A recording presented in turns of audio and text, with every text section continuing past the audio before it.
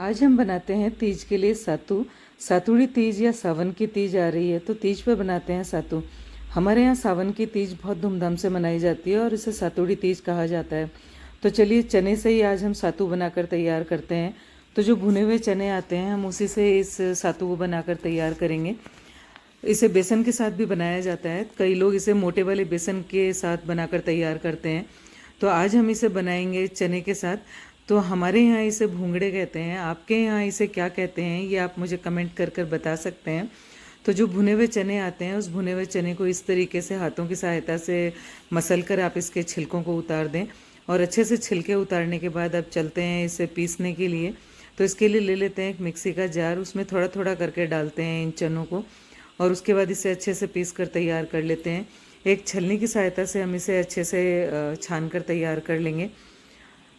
आप चाहें तो इसे बेसन के साथ भी तैयार कर सकते हैं, पर इस तरीके से जो हम सातू बनाकर तैयार करते हैं वो बहुत ही टेस्टी बनकर तैयार होता है। और इसे हम सातुड़ी तीज पर बनाते हैं और इसे चने का सातू कहते हैं। तो यहाँ अच्छे से हमने इसे पाउडर फॉर्म में कर लिया है। अब थोड़ा सा ले लेते हैं काजू और उसे भी अच्छे से पीस कर तैयार कर लेते हैं और छलनी से इसे भी छान कर तैयार कर लेंगे ताकि मोटे पीसेस अलग हो सकें। अब जब भी हम सातू बनाते हैं चने से तो जो हम चीनी डालते हैं वो बराबर ही डलती है, इसमें तकरीबन बराबर बराबर ही डलती है। अगर आप थोड़ा कम खाना पसंद करते हो तो थोड़ी सी कम डाल सकते हैं। तो यहाँ मैंने जो जिसे हमारे यहाँ कहते हैं बूरा, मैंने वही यहाँ पर इस्तेमाल किया है। तो आप बूरा ले लें और इसे अच्छे से मिक्स कर दें। उसके बाद इसमें डालते हैं घी। तो यहाँ जो घी है ये मैंने अच्छे से गर्म कर लिया है और उसके बाद जब ये थोड़ा सा नॉर्मल टेम्परेचर पर आ गया तो उस घी को इसमें ऐड कर देते हैं।